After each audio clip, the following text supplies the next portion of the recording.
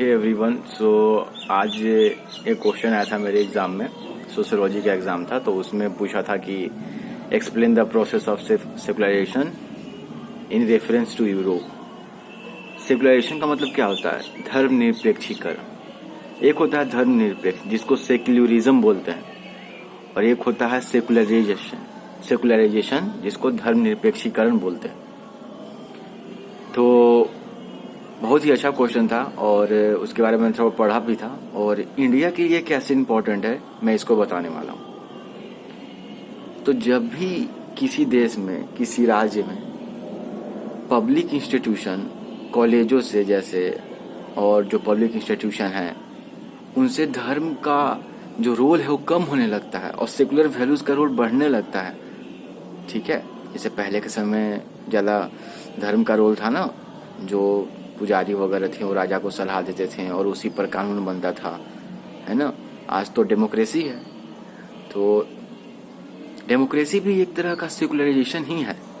ठीक है, पहले तो राजतंत्र था, अब लोकतंत्र है, तो ये भी एक तरह का सेकुलराइजेशन हुआ क्योंकि अधिकतर डेमोक्रेसी में सेकुलरिज्म है। तो धर्म का रोल कम होते जाना पब्लिक इंस्टीट्यूशन में, सोसाइटी में, पॉलिटिक्स में, इकोनॉमी में, ये है सेकुलराइजेशन। तो यूरोप में क्या हुआ था? कि जैसे बहुत पहले चर्चों का राज था, चर्च के पास बहुत ज़्यादा धन था, वो लोग राजा को सलाह देते थे, ये सब करते थे, कोई डेमोक्रेसी नहीं थी, राजा जो मन सो कानून बनाता था।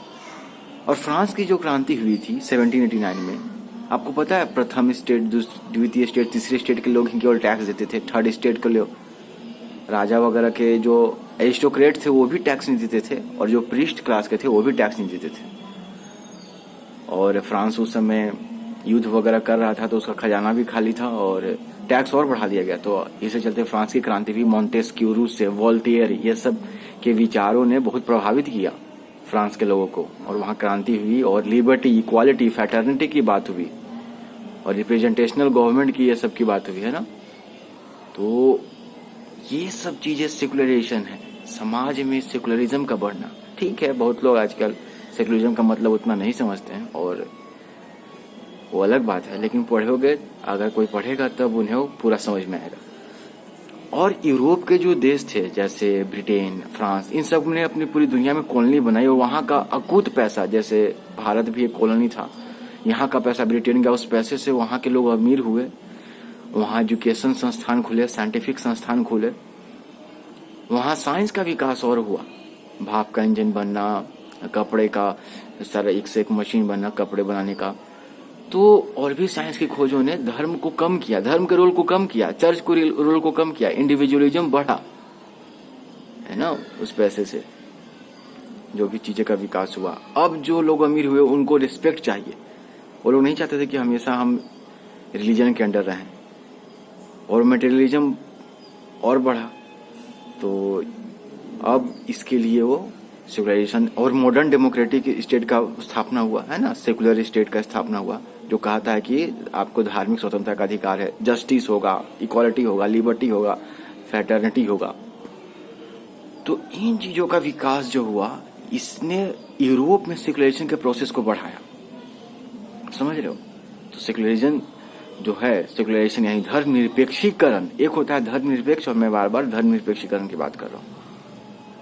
तो ऐसे यूरोप में सेकुलराइजेशन हुआ और वहाँ पब्लिक इंस्टीट्यूशन का ये सब, वहाँ सेकुलराइजेशन हुआ, धर्मनिरपेक्षीकरण हुआ। भारत में क्या हुआ? तो भारत में जो इतने सारे अंधविश्वास थे, है ना, हमारा स्पिरिचुअलिज्म ठीक था, हमारे यहाँ अध्यात्मवाद थी, वो वैज्ञानिक अध्यात्मवाद थी, लेकिन बीच में गड़बड़ हो गया थोड़ा सा, ब्राह्मणों के लोभ के चलते वो लोगों ने कहा कि नहीं, जन्म के आधार पर अब होगा ब्राह्मण, तो इससे बहुत प्रॉब्लम हुआ और हमारा धर्म विकृत हो गया। तब बुद्धिज्म का जन्म हुआ, जैनिज्म का जन्म हुआ। तो जैनिज्म, बुद्धिज्म का जन्म भी एक तरह का सेकुलराइजेशन ही था इंडिया में, फिर बाद में फिर विकृति हो गया गुप्त साम्राज्य वगैरह में, आप देखते हो। उसके बाद फिर अंग्रेजों के टाइम में फिर राजा राम मोहन राय, ईश्वरचंद्र विद्यासागर, ज्योतिबा फुले, महात्मा गांधी, BR अम्बेडकर, सरदार पटेल, जवाहरलाल नेहरू और सुरेंद्रनाथ बनर्जी, में कितनों का नाम लो, MG रानाडे, ये सब पढ़े लिखे लोग, सुभाष चंद्र बोस, ये सब ICS करके आए लोग, इंग्लिश में पढ़े लोग, इन्होंने इंडिया को जागृत करने का काम किया और सामाजिक सुधार का काम किया। बोला कि भाई दिमाग लगाओ, अंधविश्वास पे ज्यादा ध्यान मत दो, और ठीक है धर्म अपनी जगह है, लेकिन धर्म में अंधविश्वास मत मिला और इस तरह से भारतीय समाज का सेकुलराइजेशन हुआ और फिर अंत में 26 नवंबर 1949 को हमने संविधान को धारण किया, इनेक्ट किया, है ना।